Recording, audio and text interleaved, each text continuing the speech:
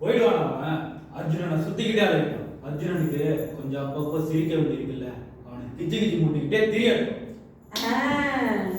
கிச்சு கிச்சுனதும் ஞாபகத்துக்கு வருது. கிச்சு கிச்சு எங்க மூட்டுறாங்க? அக்கல்ல தானே. இப்ப பாருங்க. ஓய் பீமசேனரே, இரும்பி அக்கல் அதுக்கு என்ன செய்யற? உறிஞ்சு உறிஞ்சு இழுக்கிறல்ல. இப்ப அது இல்லல்ல, அதுக்கு தான் நான் வந்திருக்கேன். ஆனா ஒரே ஒரு வேறுபாடு, அவ அக்கல் பெருசா இருக்கு. யானை துதிக்கிற போல அவளுக்கு கை இருக்குல்ல, அதான் அவ அக்கல் பெருசா இருக்கு. அக்கல் பெருசோ சிறுசோ அதெல்லாம் இப்ப கணக்கில்ல. பொம்பளை அக்கல் சுவாசம் உங்களை இப்ப என்ன பண்ண போறதுங்கிறது தான் கணக்கு. ஓடி அந்தாண்ட ஆம்பளைங்களை பார்த்து கிண்டல் பண்ணாது. நான் கிண்டல் பண்ணலக்கா, உண்மையை தான் சொல்றேன். என்னடி உண்மை? அவங்களுக்கு அக்கல் நாத்தமெல்லாம் தெரியாது. அக்கா சந்தனம் பூசிட்டு இருக்க, அதான் உனக்கு நம்ம சோதனை சாலையில என்ன நடக்குதுன்னே தெரியல. என்னடி நடக்குது?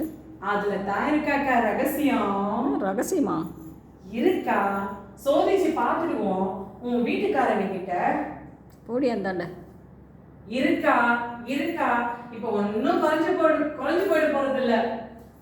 ஐயோ ஐயோ சகாதேவரே, கொஞ்சம் அப்படி நில்லும். அவன் சவர செய்ய வந்த போதே ஒழுங்கா சவர செஞ்சுட்டு இருக்கலாம்ல.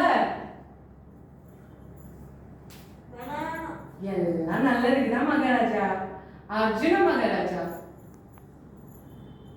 சபாஷ் சபாஷ். சாதாரண நாளா இருந்தா இவங்க உன் மேல வச்சிருக்க மதிப்புக்கு என் அக்கல உமக்கு காட்டாம இருந்திருப்பேன். இப்போ உண்மை மட்டும் இல்ல, அந்த பிதாமகர் பீஷ்மரையும் இந்த அக்கல் என்ன பண்ணுதுன்னு நான் பார்த்துட்டேன். என்ன என்ன என்ன சொல்ற? உன்னால உன்னால உன்னாலதான் கிட்டு போச்சு எல்லாம். நல்லா இழு, மூச்சை நல்லா இழு. நீ என்ன, நீ கொசுறு. உன்னை இது ஒன்னும் செய்யாது.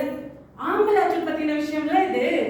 இவங்க இங்க உலைக்கூடத்தை மட்டும்தான் கொண்டாந்து இருக்காங்கன்னு நினைச்சிட்டு இருக்காங்க. அதான் இல்ல, இவங்களுக்கு தெரியாம ஒரு முழு ஆராய்ச்சி கூடமே இங்க வந்திருக்கு. என்ன பீஷ்மர் வீட்டுக்கு? அதாங்க அரண்மனைக்கு அனுப்பிச்சு வச்சாங்க. ஒரு மாசம் இருந்த எங்க ஆராய்ச்சி அவர் மேலதான் தொடங்குச்சு. கட்ட பிரம்மச்சாரில அவரு. அக்கல் நாத்தத்துக்கு எப்படி ஆட்படுவார் அவரு?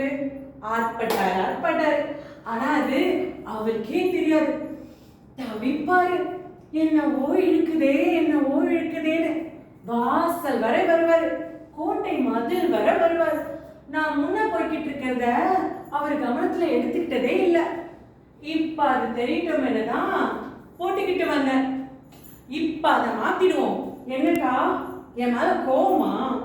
கத்தி இல்லாம ரத்தம் இல்லாம துரியோதனன் ஒரு படுக்கை அறையில போட்டு அழுத்திடலாம்ல.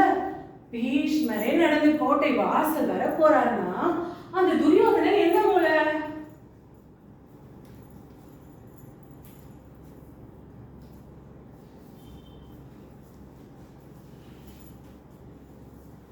நிதானத்துக்கு திரும்பிட்டீங்களா?